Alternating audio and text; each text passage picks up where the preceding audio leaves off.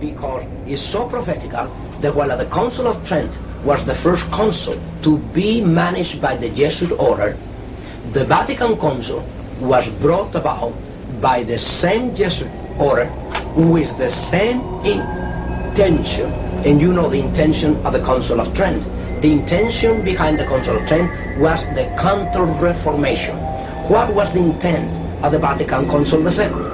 Another Counter-Reformation, but called today, how you call it?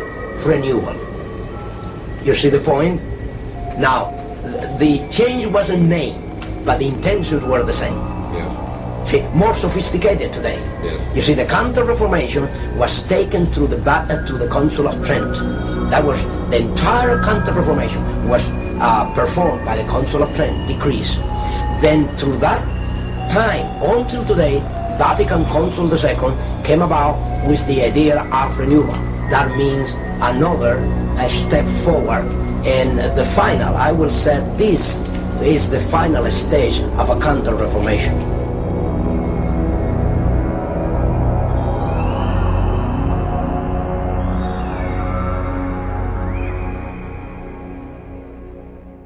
Hello and welcome everybody to the 14th reading today of Codeword Barbelon on this Saturday, February 3rd, 2018.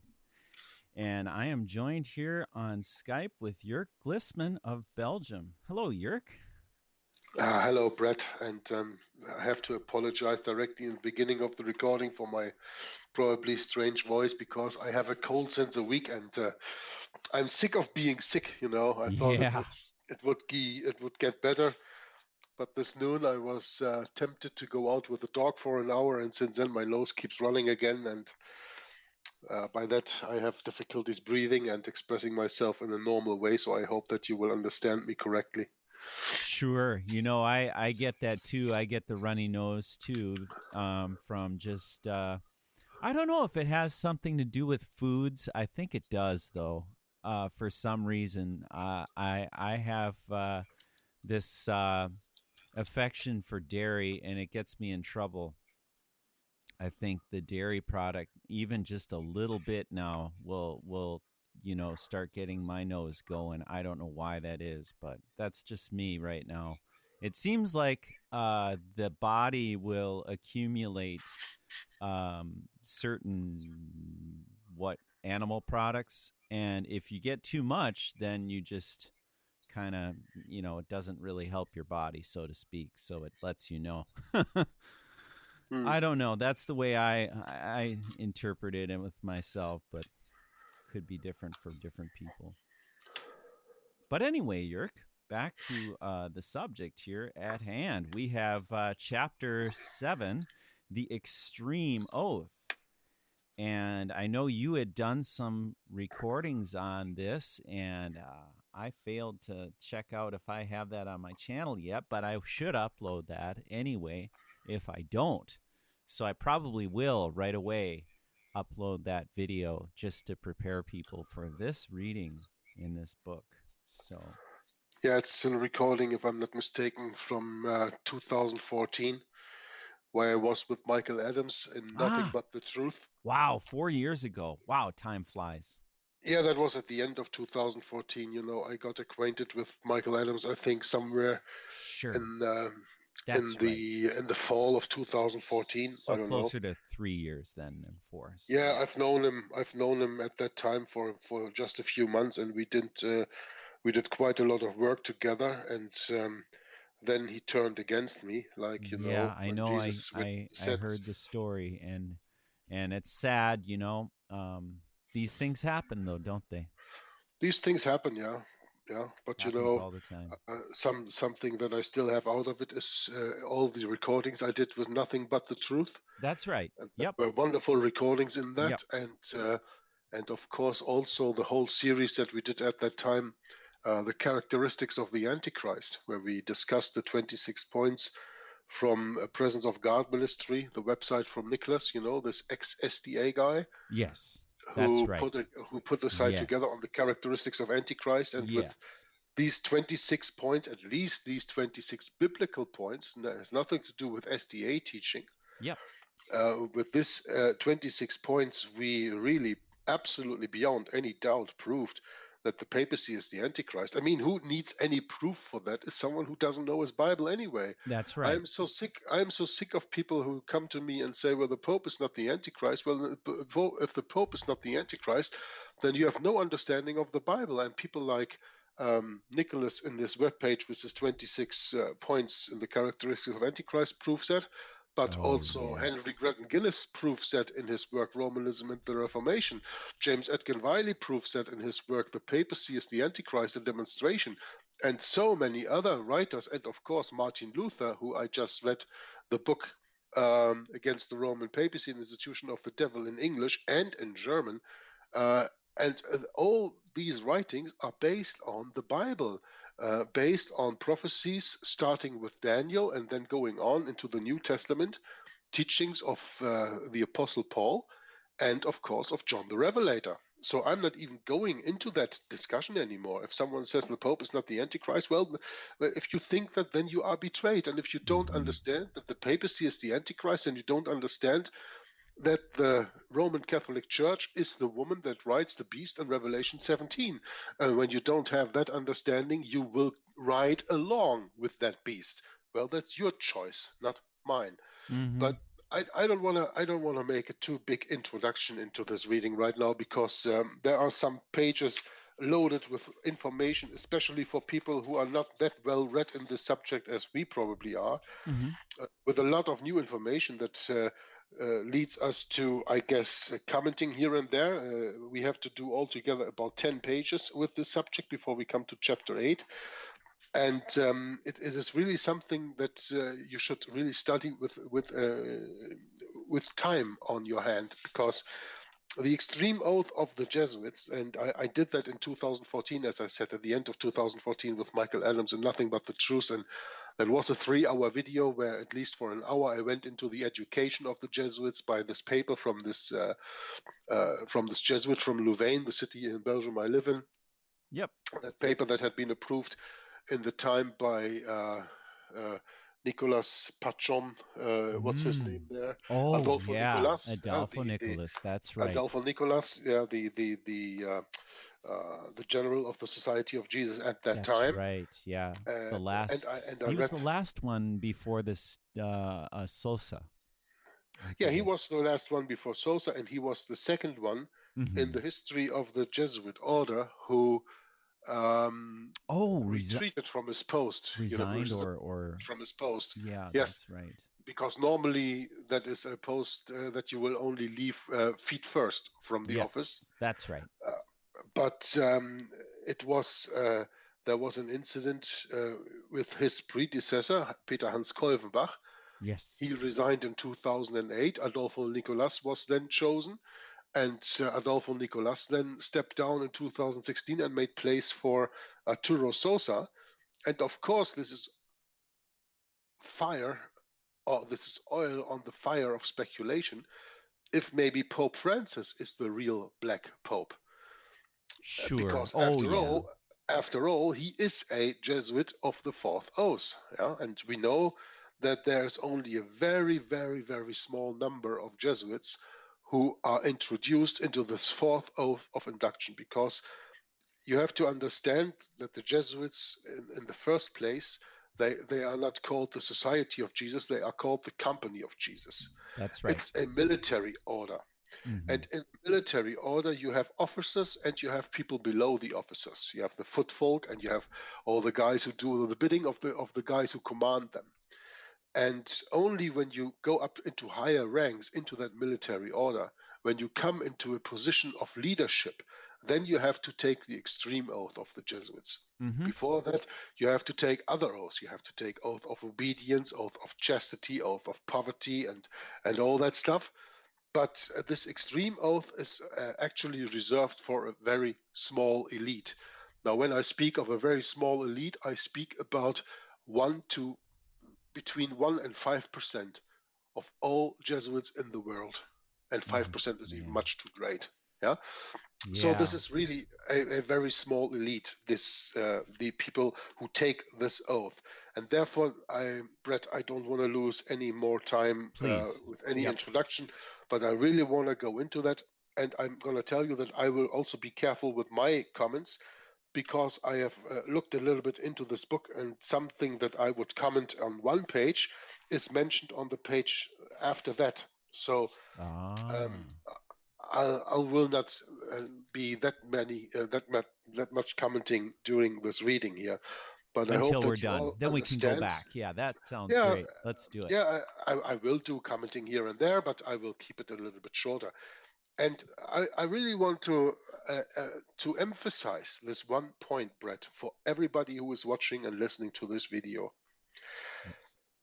The Pope, the White Pope, the quote-unquote Vicar of Christ of the Roman Catholic Church of today, Jorge Mario Bergoglio, who is a Jesuit, took this oath. So whatever we read here, what these Jesuits have to swear to their superiors to do when they come into a leading position within the company of Jesus, I want to remind you that quote-unquote nice Pope that sits there in his fancy little white dress in Rome and smiles so funny and kisses children and washes feet of other people and all that stuff, that guy took this oath, and he didn't take it for jokes. He meant every word he said there. It is his life's and the company's life's reason of existence to pursue every word spoken in this oath that we are going to read right now. And that is very important for you, my dear listener, that you always keep that in the back of your mind.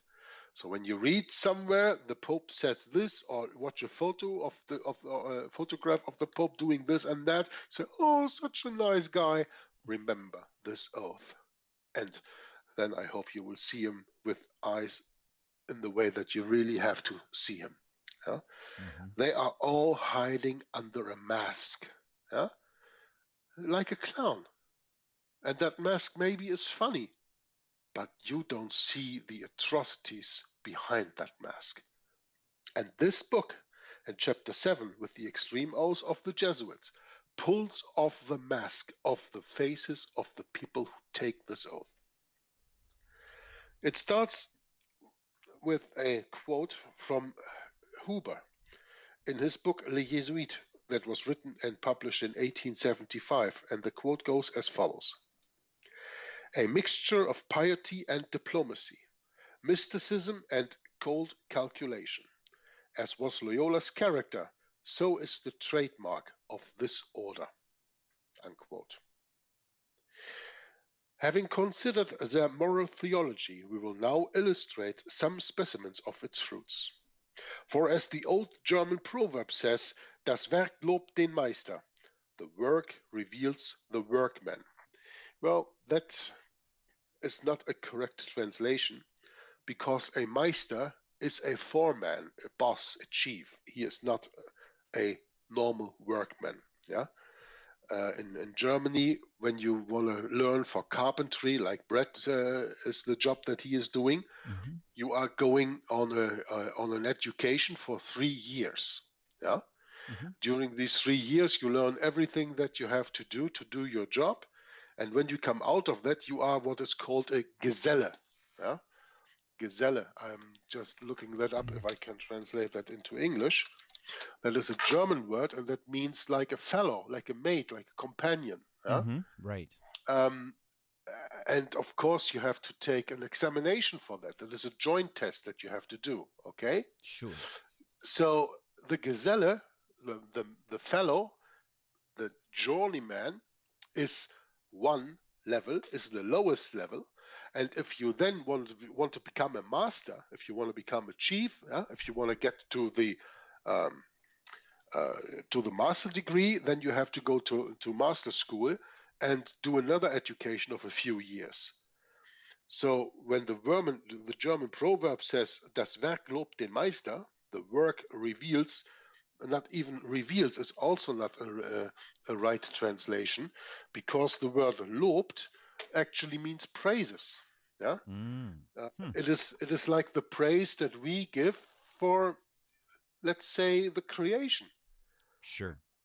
yeah, that work of creation praises God who did it. That's the way that you can understand it.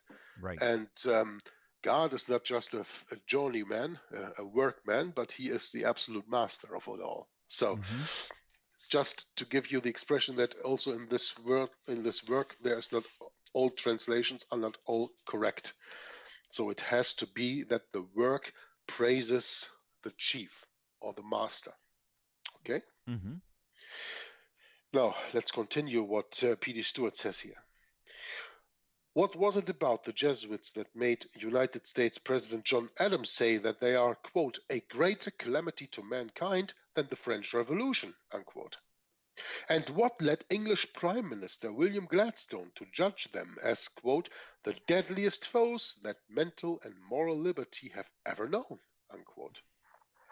In case the reader still entertains doubts as to whether the quote-unquote men in black, the Sons of Loyola, the most venerated order of the Holy Roman Catholic Church, are still to be feared today, in case you demand to know how an order of holy men can be so badly maligned, we invite you to give attention to the secret oath by which they bind themselves to serve the Pope.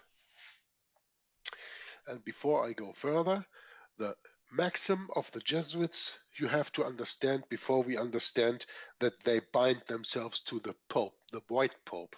The maxim of the Jesuits is the Roman Catholic Church to rule the world, the Pope to rule the Catholic Church, and the Jesuit general or the general of the Society of Jesus to rule the Pope.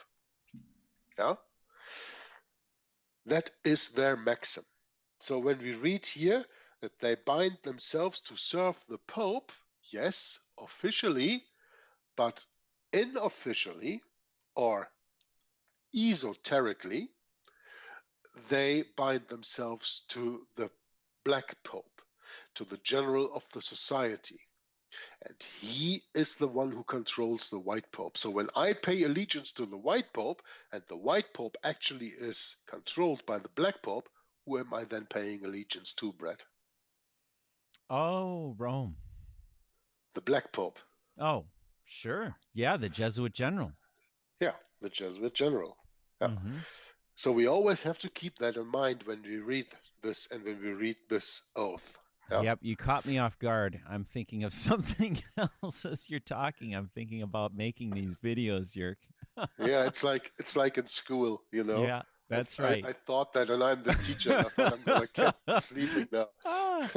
Get your student off guard there. Yeah, exactly. Right. That's no problem. So understand that the Black Pope is the ultimate authority for the Jesuits. Oh, and yes. Of course, it says here that they bind themselves with this oath that we are going to read to the White Pope. Well, I think that is something that I read when I read Rulers of Evil. And when you go to that book and you go to the very first few chapters in that book, you will understand anything about the founding of the Jesuit order that we have not discussed here in this book. But it was already a few years before, I think in 1534, 6 years before 1540, that Ignatius of Loyola went to Rome and offered his work and his subservience to the Pope. And the Pope was not interested. So Loyola went away and he still studied again and did more spiritual exercises.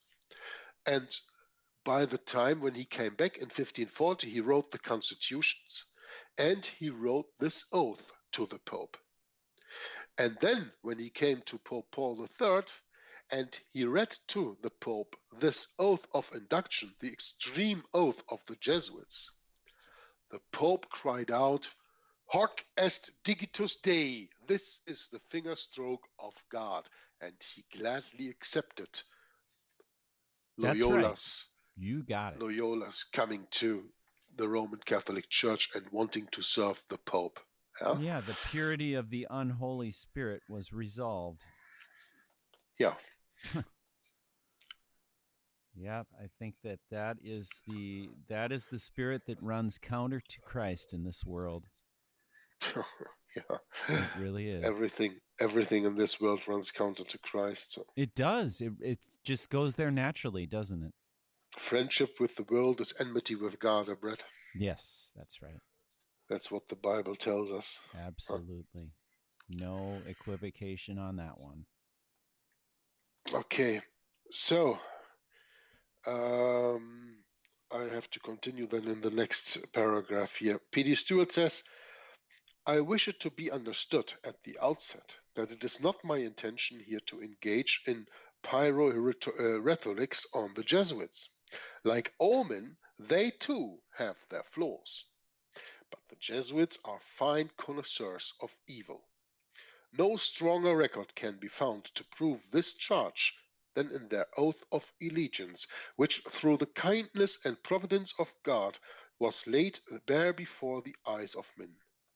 So repugnant are the terms of their oath, and so vicious its pledges, that I would not here reproduce it unless I believed and satisfied myself of its veracity.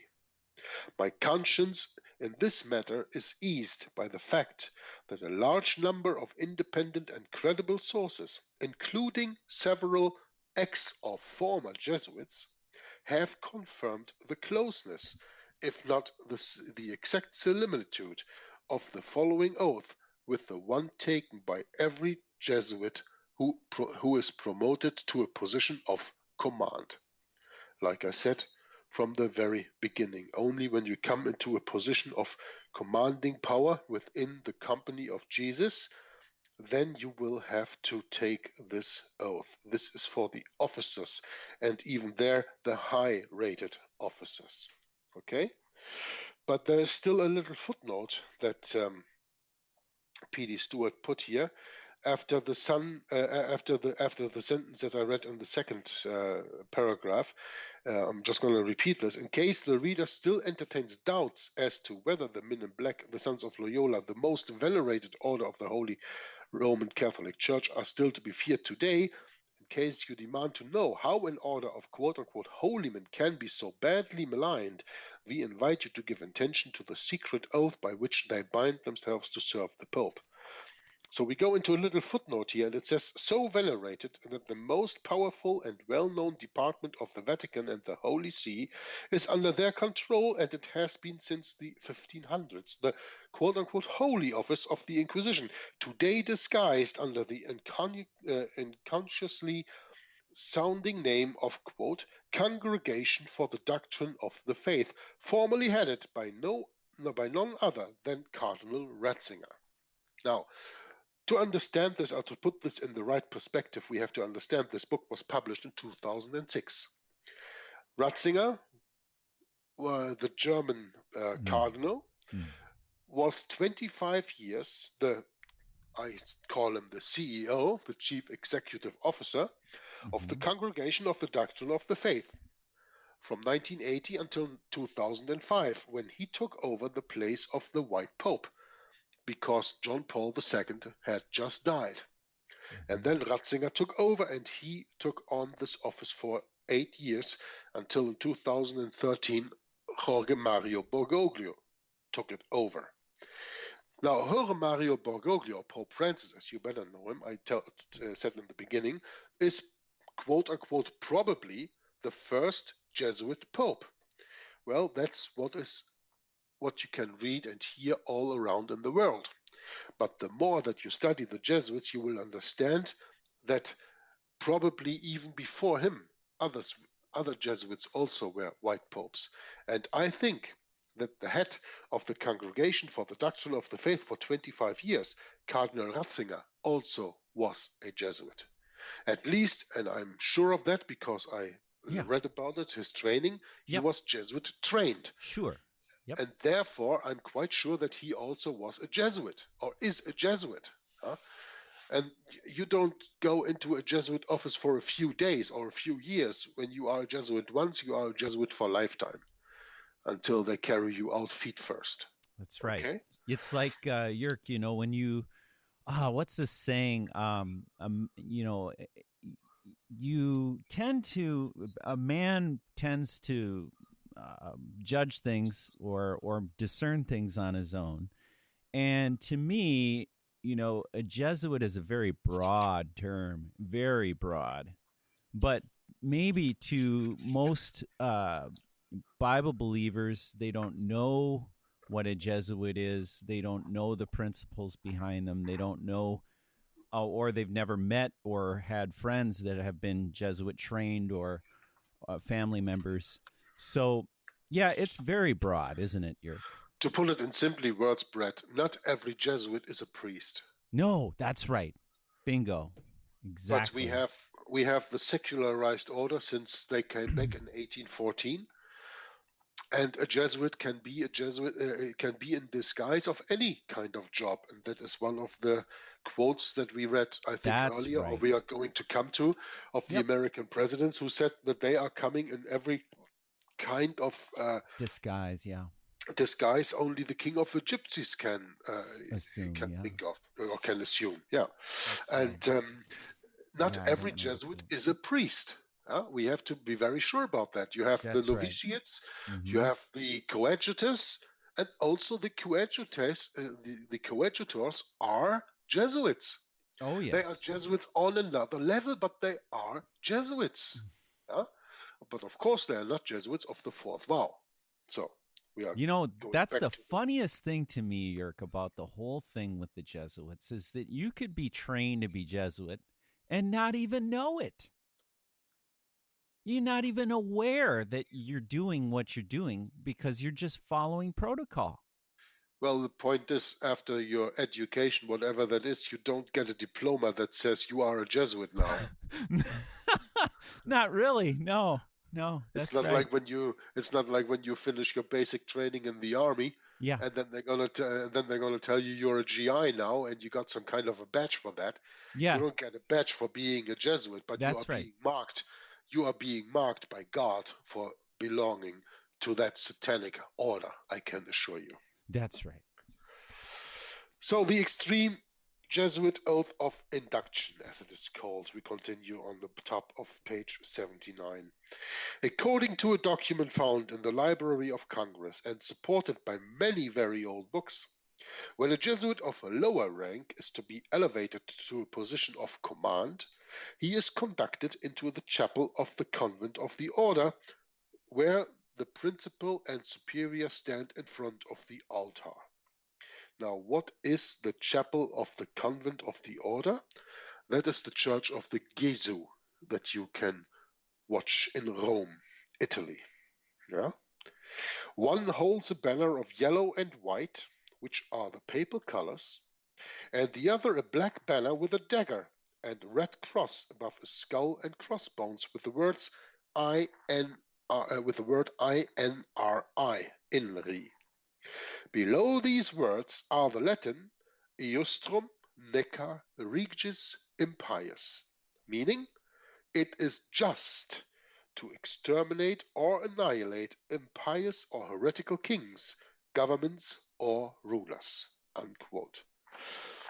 Now, let me tell you something how dumb I was. English is not my native language. Right. When I read this first, it is just to exterminate or annihilate impious heretical kings, I understood the word just in the sense of only. But it is just in the word of righteous that is meant here. Oh, yes. So INRI means for the Jesuits, it is righteous, it is legal to exterminate or annihilate impious or heretical kings, governments, or rulers. I was not aware at that time of the double meaning of the word just. Oh, man, there's so much of that in the English language. It's not even funny. Yeah, but the point is, me not being a native speaker, I didn't even come across thinking that it has another meaning. Sure. Just think of it. No problem. So that's why I didn't understand it at first. Yeah, probably shocked you pretty bad after you a little later, that. Somewhere a light went on, and I was shown the real meaning, and I just want to tell this for the people who watch this and understand this. Maybe there are also people who are watching this who are not English native speakers and who didn't have the understanding of the multiple understanding that you can get from the word just. So very well. it is righteous to exterminate or annihilate impious or heretical kings, governments, or rulers. And with this already we know that this society of Jesus cannot be a society of the Jesus of the Bible. No, what because kind the of Jesus of the righteousness Bible, is this? because the Jesus of the Bible teaches, do harm to no man. That's right. And thou shalt not kill. That's right. And what is exterminate or annihilate? So yeah. you only have to read this little start, and we didn't even get into the oath yet. But when you have eyes to see and ears to hear, and you understand the Bible as it is meant to be understood, especially the 1611 King James Bible, the uncorrupt word of God, when you understand that, you don't even have to read further than this sentence to understand that this quote-unquote society of Jesus cannot be a company, a society in the name of the Jesus Christ of the Bible. It's absolutely productive. It does not work. Now, later, P.D. Stuart says, we shall learn the significance of the skull and crossbones emblem. I could tell you that right now, but anyway, let's go on and reading. Next, the candidate kneels and repeats the following oath. I, insert your name, now in the presence of Almighty God, the Blessed Virgin Mary, the Blessed Michael the Archangel, the Blessed Saint John the Baptist, the Holy Apostle Saint Peter and Saint Paul, and all the saints and sacred hosts of heaven, and to you, my ghostly father, the Superior General of the Society of Jesus, founded by Saint Ignatius Loyola in the pontificate of Paul III, and continued to the present day, do declare from my heart, without mental reservation, that His Holiness, the Pope, is Christ's Vicar General and is the true and only head of the Catholic or Universal Church throughout the earth. By the virtue of the keys of binding and loosing given to His Holiness by my Saviour Jesus Christ, He hath power to depose heretical kings, princes, states, commonwealths, and governments, all being illegal without His sacred confirmation, and that they may safely be destroyed. Therefore, to the utmost of my power, I shall and will defend this doctrine and His Holiness's rights and customs against all usurpers of the heretical authority whatsoever, against the pretended authority and Church of England and all adherents opposing the Mother Church of Rome.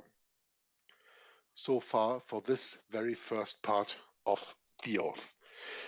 And I don't go into a too deep explanation of what I just read. I think it is obvious for every Bible-believing Christian that first and for all, you don't swear.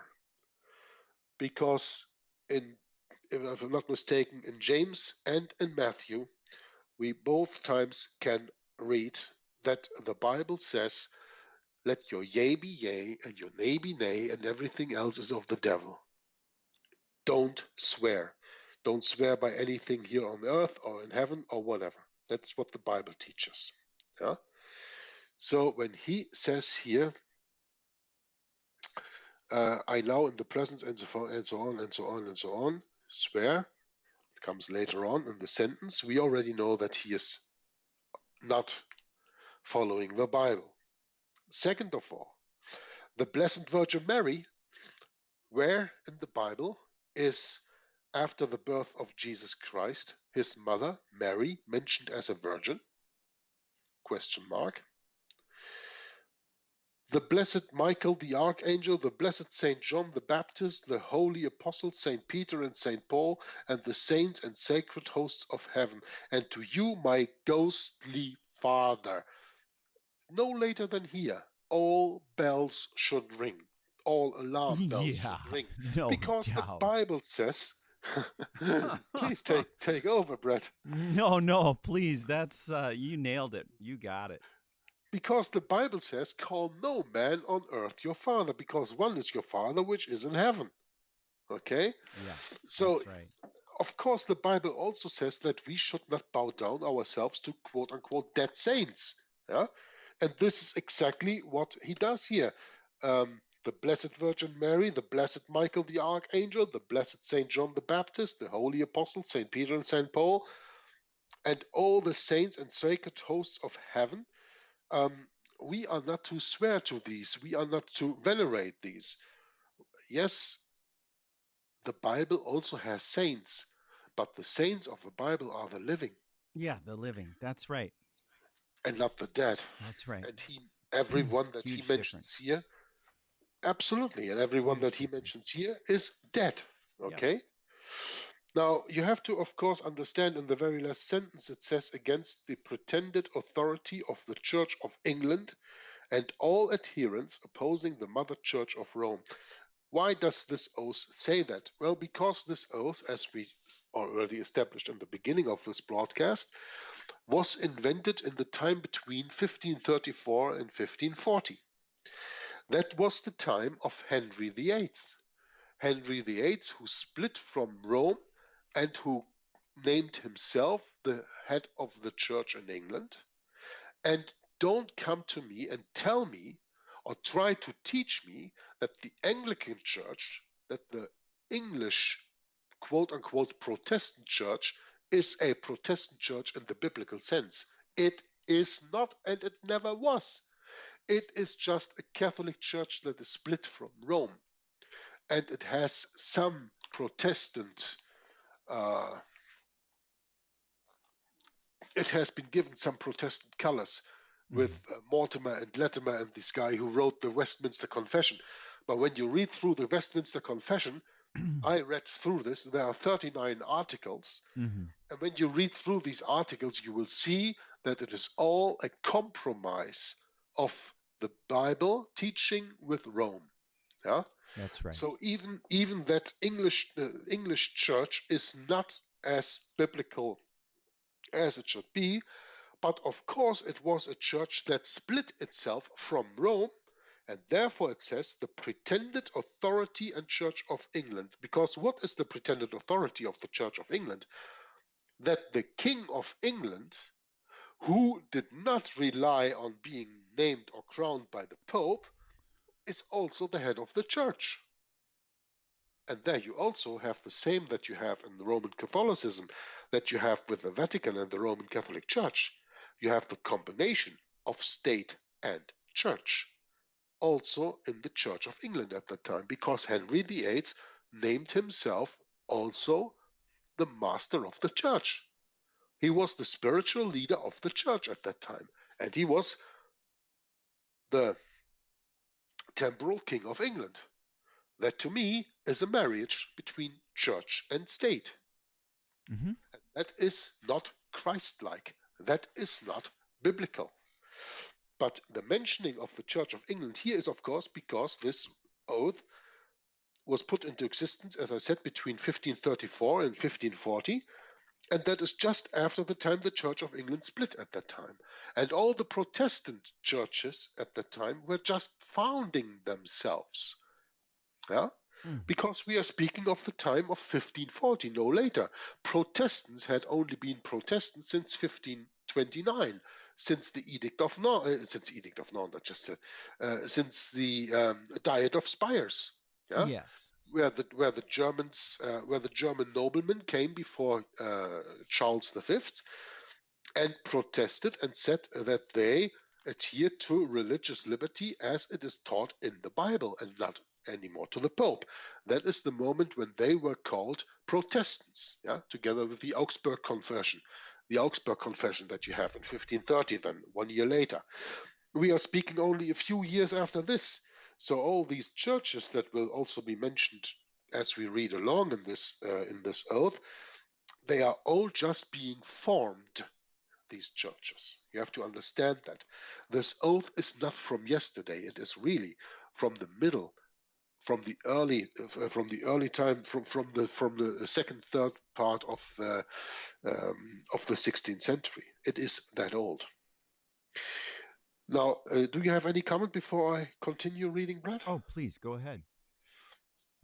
So P.D. Stuart continues to say, the oath continues with these alarming words, which make every Jesuit who swears thereto a foe of democratic governments everywhere. It requires the Jesuit to undertake to quote-unquote secretly disavow all legally constituted civil government that does not uphold Catholic principles, and to do this, to do his quote utmost to extirpate and to destroy all their pretended powers, regal or otherwise, unquote. That is to say, monarchical, republican, or constitutional. I do now renounce and disown any allegiance as due to any heretical king, prince, or state named Protestants, or obedience to any of their inferior magistrates or officers. I do further declare that the doctrine of other of the named Protestants to be damnable, and they themselves, Protestants, are damned, and to be damned that will not forsake the same. I do further declare that I will help, assist, and advise all or any of His Holiness's agents in any place wherever I shall be, in England, in Scotland, and Ireland, or in any other territory or kingdom I shall come to do my utmost to extirpate the heretical Protestants' doctrine, and to destroy all their pretended powers, regal or otherwise. I do further promise and declare that notwithstanding I am dispensed with to assume any religion heretical for the propagating of the Mother Church's interest, to keep secret and private all her agents' counsels from time to time, as they entrust me, and not to divulge, directly or indirectly, by word, writing, or circumstances whatsoever, but to execute all that shall be proposed, given in charge, or discovered into me by any of this sacred convent. I furthermore promise and declare that I will, when opportunity presents, make and wage relentless war, secretly or openly, against all heretics, Protestants, and liberals, as I am directed to do, to extirpate and exterminate them from the face of the whole earth, that I will spare neither age, sex, or condition, that I will hang, burn, waste, boil, flay, strangle, and bury alive these infamous heretics, rip up the stomachs and wombs of their women, and crush their infants' heads against the walls, in order to annihilate forever their execrable race. That when the same cannot be done openly, I will secretly use the poisoned cup, the strangulating cord, the steel of the poniard, or the leaden bullet, regardless of the honor, rank, dignity, or authority of the person or persons, whatever may be their condition in life, either public or private, as I at any time may be directed to do so by any agent of the Pope or superior of the Brotherhood of the Holy Faith of the Society of Jesus. I hereby dedicate my life, my soul, and all my corporal powers, and with this dagger which I now receive, I will subscribe my name, written in my own blood, in testimony thereof. And should I prove false or weak in my determination, may my brethren and fellow soldiers of the militia of the Pope cut off my hands and my feet and my throat from ear to ear. All which I name do swear by the blessed Trinity and blessed sacrament, which I now am to receive to perform, and on my part to keep inviolably, and do call all the heavenly and glorious host of heaven to witness these my real intentions, to keep this my oath.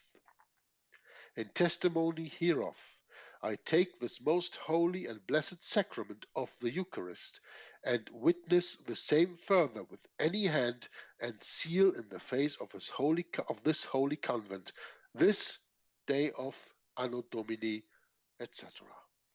And then he signs this.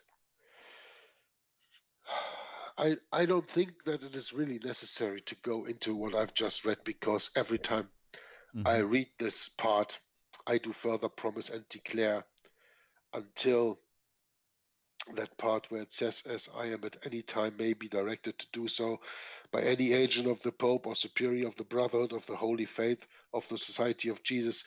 Every time I read this, it gives me goosebumps. Oh, yeah. I get even sick when I have to read all this. Yep. And I think this is something that everybody has to probably even read for themselves. I don't know if it's... I think so. Yeah, I would have to agree with you, Jörg. You know, that most people would not want to hear that these types of oaths are real and that people can actually become this evil. They don't want to know about it. They don't care to know about how evil this hierarchy really is. No, you know what the problem is, Bret? Mm. When you are not a thief, you don't think as a thief. That's right. When you are no murderer, you don't think as a murderer. And that's the problem.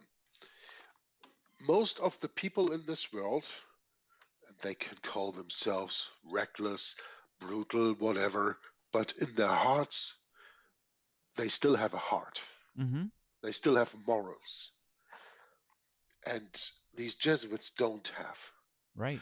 And when you are a person of certain morals, you cannot understand that there are people, okay, you can understand that there are people who say this, but you can't understand that there are people who are living this.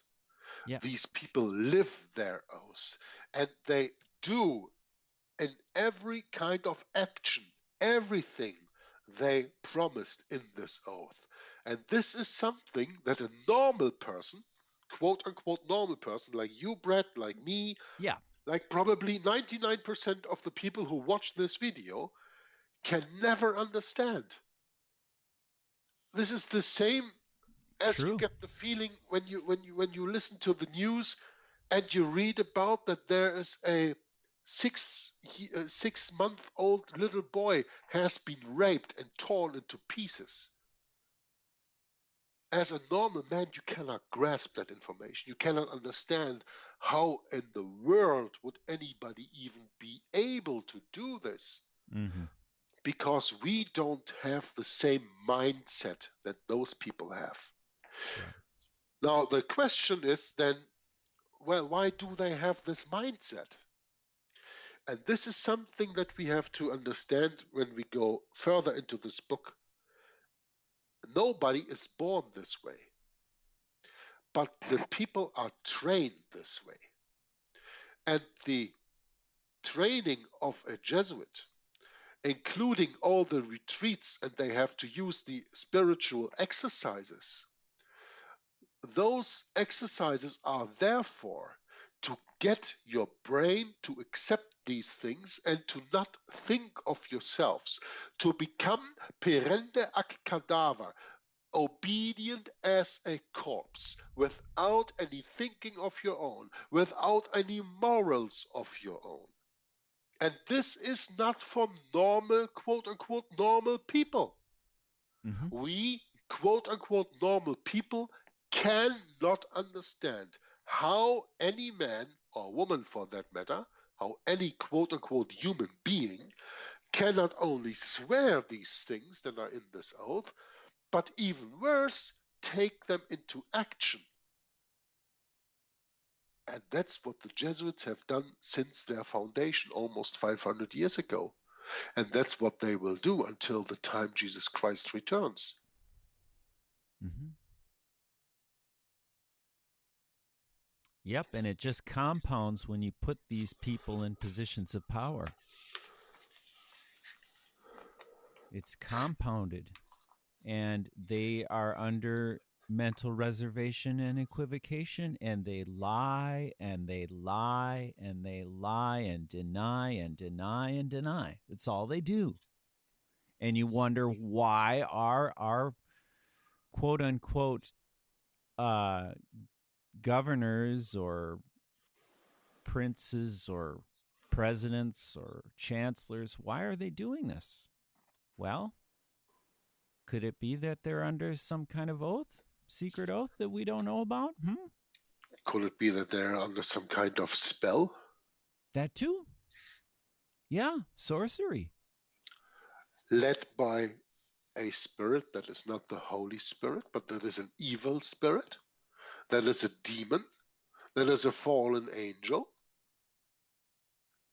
that is paying his adherence to Satan and not to God. That's right.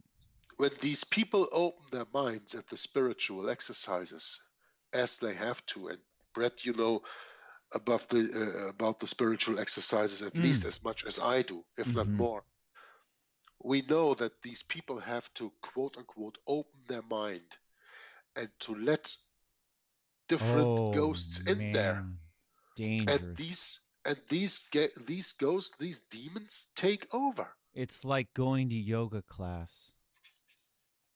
Yeah, but on another level. On a whole different level. That's right. But when you start yoga and you sit there and you do this that's already a beginning. Yes. And God warns of that. He does. All this new age stuff. That's right. That we are just talking about here. Well, go back to my reading of All Roads Lead to Rome. I dealt with that during the book reading of All Roads Lead to Rome by Michael the Semnian of the ecumenical movement. And all this ecumenical and new age teaching, and yoga is nothing else but this quote unquote new age teaching, is of the devil. Yep. Serpent worship? Come on. What should a Bible believer have to be doing with putting your mind in that kind of state? Opening yourself up to that kind of thinking is not biblical. Period. And of course, they're teaching yoga in the churches now. Yeah. No surprise. No surprise. No. Okay. That's all I got to say on that. So P.D. Stuart continues in the middle of page 81. The historian A.H. Newman says of this oath. Now listen closely, because this is some different than I said in the beginning of the broadcast. On August 15th, 1534, by the way, August 15th, the day of the Assumption of Mary, later, because in 1534 that was not, but today that is made the Assumption of Mary, quote-unquote, holy day. On August 15th, 1534, in the St. Mary's Church at Montmartre in Paris, they, the founding members of the Jesuits, unitedly took upon themselves the most solemn vows to go without questioning wherever the Pope might send them. Unquote. And this is correct, but that was not the oath as we read it now. That was what I was referring to in the beginning. They made an oath to follow the Pope. That's why Ignatius of Loyola, with his first 6 companions, went there and introduced himself and wanted to found the order of the Jesuits, which the Pope did not agree on. And then they came back a few years later, and then they put the whole oath in front of the Pope. And that is when he said, Hoc est digitus Dei. This is the fingerstroke of God, and accepted the society of Jesus. But this was H.A. Newman says here, is correctly to go without questioning wherever the Pope might send them. That's right. But this extreme obedience and everything that I read in this one paragraph about to extirpate and annihilate from the whole face of the earth and so on, the stuff that I don't like to repeat right now, that was added later in 1540 just. Yeah. In this oath, the book continues, we discover the most potent elements of disorder ever written. And we are assured from good authority that the oath is still in their catechism. This oath reveals to the world the Jesuits for what they really are, assassins and fanatics of the first rank, the adroitest, craftiest, and the most intrepid of anarchists. The reader will note that this oath is taken in the name, quote, His Holiness the Pope and Mother Church of Rome, unquote. The oath can be verified as authentic from many reliable books. Now, before I go any further, I just want to tell you that I do not agree with the author in this very last sentence where he says, this oath reveals to the world the Jesuits for what they are, assassins and fanatics of the first rank, the adroitest, craftiest, and the most intrepid of anarchists. No, I cannot agree with this, because anarchy is the absence of hierarchy, not the absence of law. What the author means is the absence of law and not the absence of hierarchy, because without hierarchy, the Jesuits are nothing. Right. They need their hierarchy. They need their superior, because whatever the superior tells them, they do.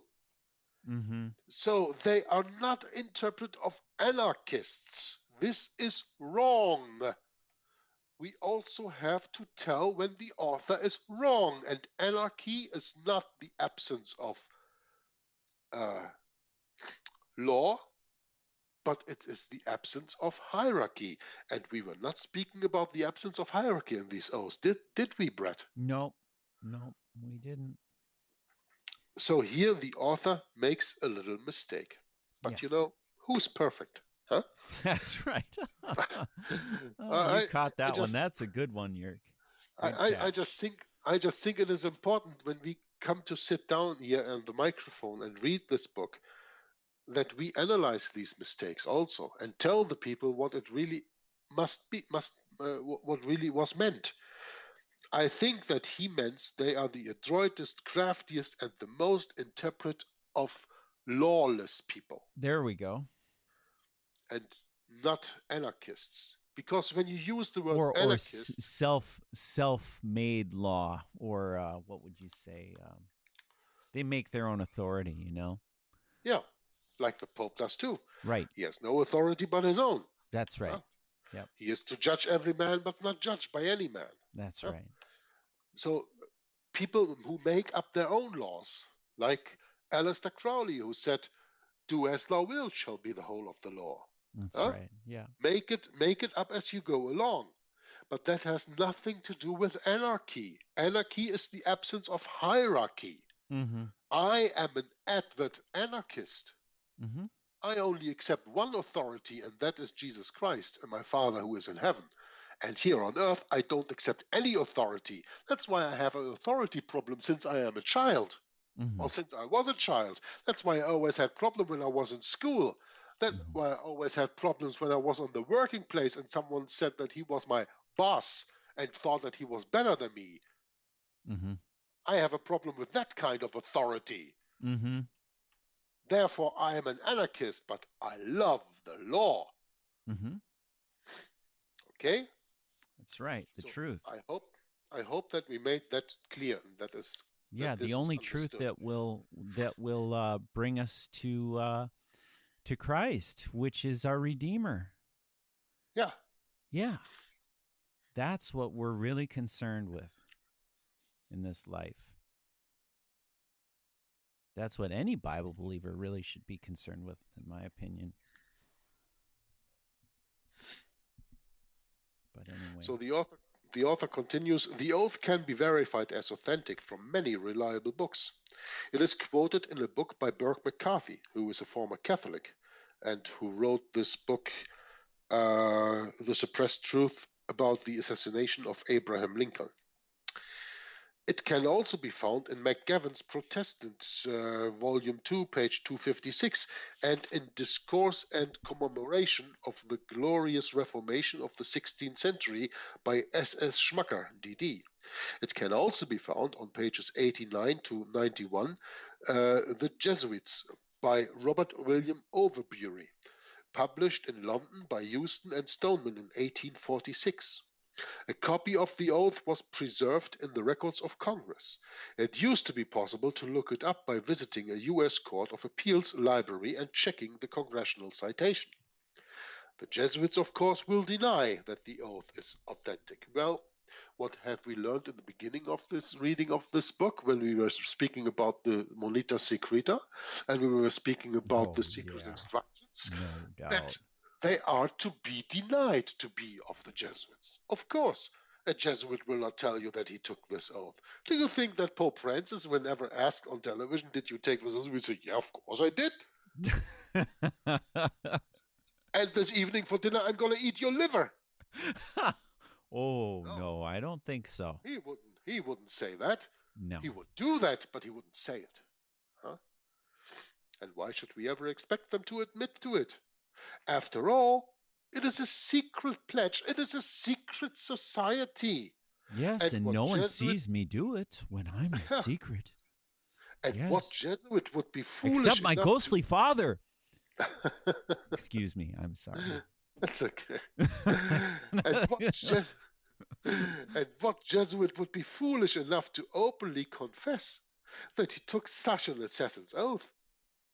But whatever the Jesuits say, these facts are set out in full in the many authentic records, and thus they lend weight that no amount of objection or denial on the part of private individuals could hope to carry. Notice how often the word agents is used in the above oath. How? Who are these other agents? The Jesuit oath is believed to be very similar to that of the Knights of Columbus, Hibernians, and other papal secret societies. But logically, they will all deny it. After taking the extreme oath cited above, the superior addresses the Jesuit as follows, quote, "You will now rise on your feet, and I will instruct you in the catechism necessary to make yourself known to any member of the Society of Jesus belonging to this rank. You will then give and receive with him the following question and answers." Will you be so nice and take the answer from me, Bret? Sure, you bet. I'm ready. From whither do you come? The Holy Faith. Whom do you serve? The Holy Father at Rome, the Pope, and the Roman Catholic Church universal throughout the world. Who commands you? The successor of Saint Ignatius Loyola, the founder of the Society of Jesus and the Soldiers of Jesus Christ. Did you take an oath?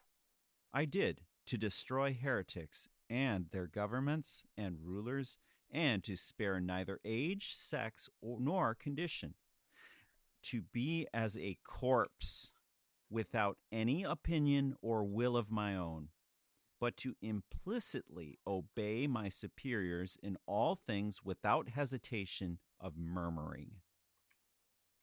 Whither do you travel? To the 4 quarters of the globe. For what purpose?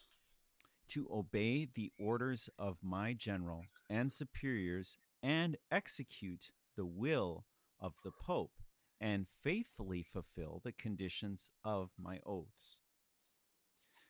Go ye then into all the world and take possession of all the lands, all lands, in the name of the Pope.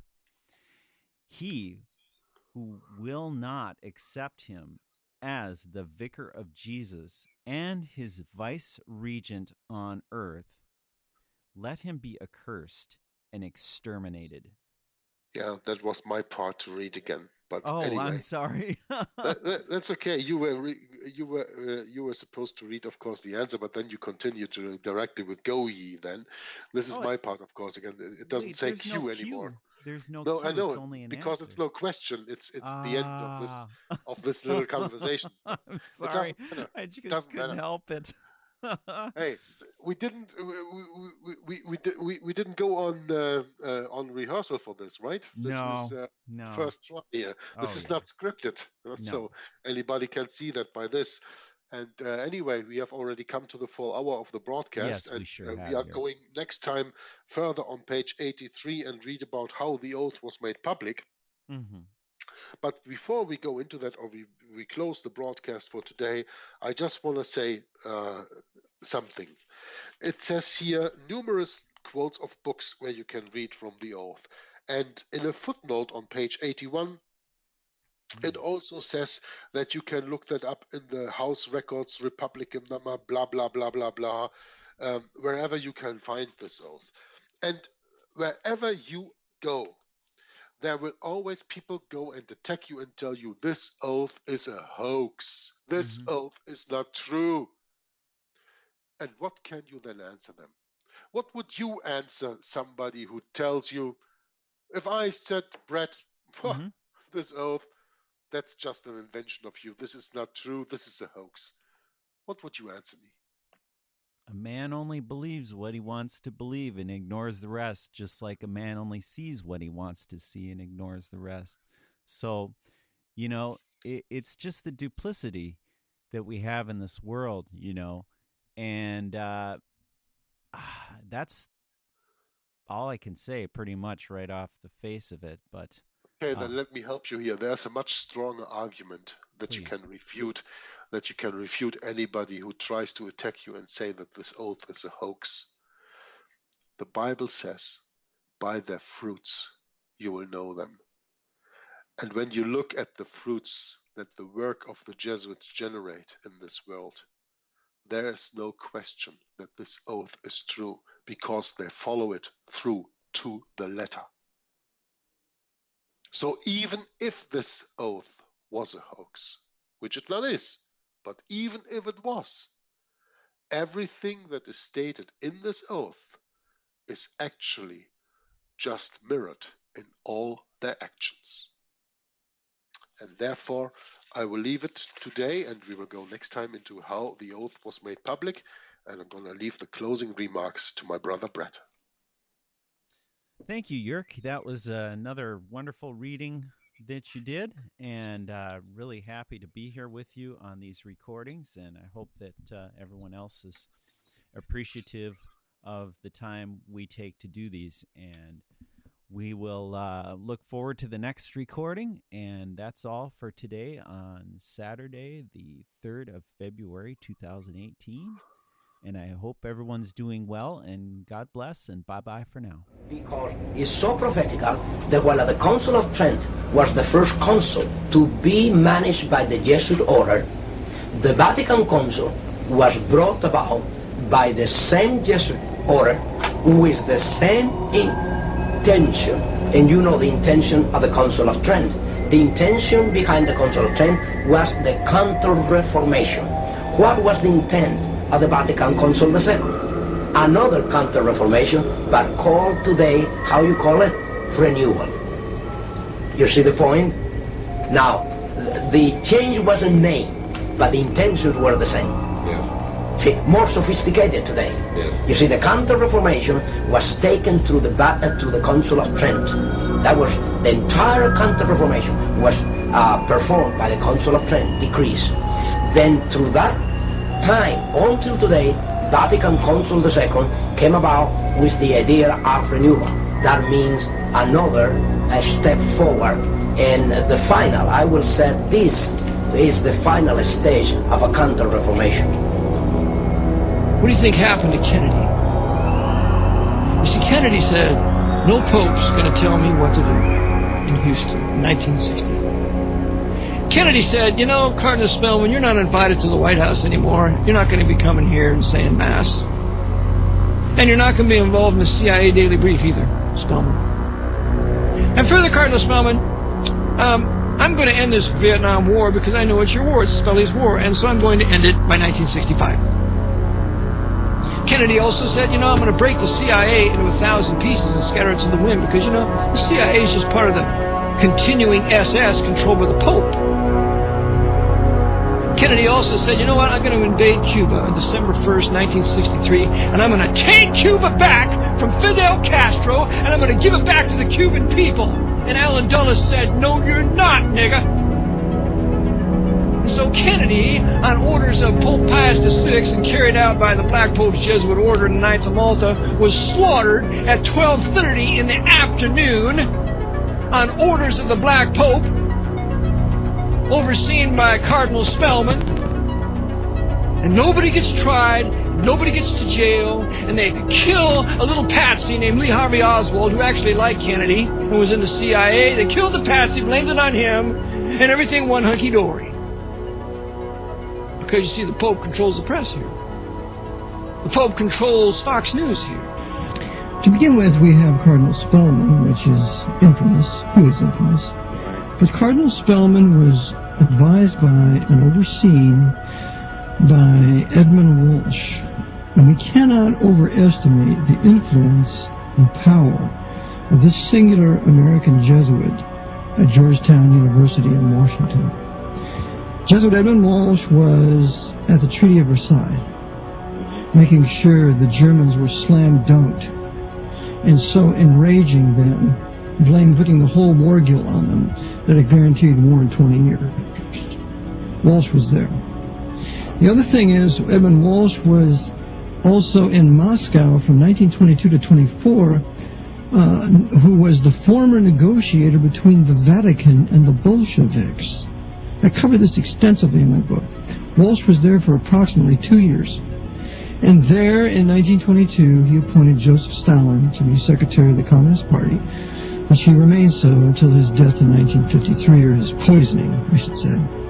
So Walsh was intricately involved in the Bolshevik Revolution, intricately involved in the Treaty of Versailles, and intricately involved with FDR, because as soon as FDR was, quote-unquote, elected president, one of the first things was recognize the USSR, and he did it in the White House, and sitting right next to him was Jesuit Edmund Walsh. So Edmund Walsh is a key player in this, and he is a personal friend of Robert Graham and also Robert Le Beer. Robert Le Beer, this Jesuit Robert Le Beer, was a personal confessor of Pius XII of Pacelli. This is the order of induction in the Jesuit system. First, those studying to enter the order, the novices. Then the scholastics, the great teachers, the temporal ruling over the houses and the schools, and the coadjutors, finally, the agents that carry out the responsibility of aiding in the world projects. Then, and only then, this mass of Jesuits can be initiated into the actual order of the Jesuits, the profess of the three vows and the profess of the four vows. Finally, after a lifetime of total commitment to this monstrous system, they could be initiated, very few have ever made it, into the mysteries of the Jesuit order. What are those mysteries? I think we're going to find out tonight, folks. The ceremony of induction of the Jesuit is in the Library of Congress in the Carta 6643354. It's an unbelievable admission to the world of what goes on in the initiation of a Jesuit into the profess. The Jesuit order, my son, you have been taught to act as dissembler among the Roman Catholics, to be a Roman Catholic, and to be a spy even among your own brethren, to believe no man, to trust no man, among the Reformers to be a Reformer, among the Huguenots to be a Huguenot, among the Calvinists to be a Calvinist, among the Protestants generally, be a Protestant. And obtaining their confidence to seek to speak from their pulpits, and to denounce with all vehemence in your nature our holy religion and the Pope, and even to descend so low as to become a Jew among the Jews, that you might be enabled to gather together all information for the benefit of your order as a faithful soldier of the Pope. You have been taught to insidiously plant the seeds of jealousy and hatred between states that were at peace, and incite them to deeds of blood, involving them in war with each other, and to create revolutions and civil wars in communities, provinces, and countries that were independent and prosperous, cultivating the arts and the sciences, enjoying the blessing of peace. To take sides with the combatants and to act secretly in concert with your brother Jesuit, who might be engaged on the other side, but openly opposed to that with which you might be connected. Only that the church might be the gainer in the end, and the condition fixed in the treaties for peace, and that the end justifies the means. You have been taught your duties as a spy to gather all statistics, facts, and information in your power from every source. To ingratiate yourself into the confidence of the family circle of the Protestants and heretics of every class and character, as well as that of the merchant, the banker, the lawyer, among the schools and universities, in parliaments and legislatures, and in the judiciaries and councils of state, and to be all things to all men for the Pope's sake, whose servants we are unto death. You've received all your instructions heretofore as a novice, a neophyte, and have served as a coadjutor, confessor, and priest. But you have not yet been invested with all that is necessary to command in the army of Loyola in the service of the Pope. You must serve the proper time as the instrument and executioner, as directed by your superiors. For none can command here who has not consecrated his labor with the blood of the heretic. For without the shedding of blood, no man can be saved. Therefore, to fit yourself for your work and make your own salvation sure, you will, in addition to your former oath of obedience to your order and allegiance to the Pope, repeat after me.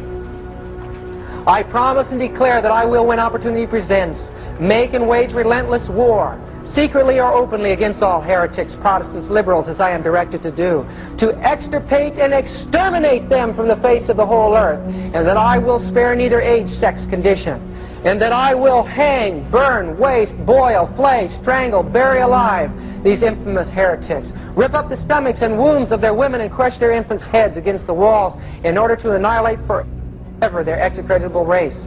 That when the same cannot be done openly, I will secretly use the poisoned cup, the strangulating cord, the steel of the poniard, or the leaden bullet, regardless of honor, rank, dignity, or authority of the person or persons, whatever they may be their condition in life, either public or private, as I, at any time, may be directed so to do by any agent of the Pope or superior of the Brotherhood of the Holy Faith, the Society of Jesus. Could they carry out these kinds of monstrous oaths? They can, because of the secret of the exercises. In Boehmer's books on the Jesuits, we read, we imbue into him spiritual forces which he would find very difficult to eliminate later.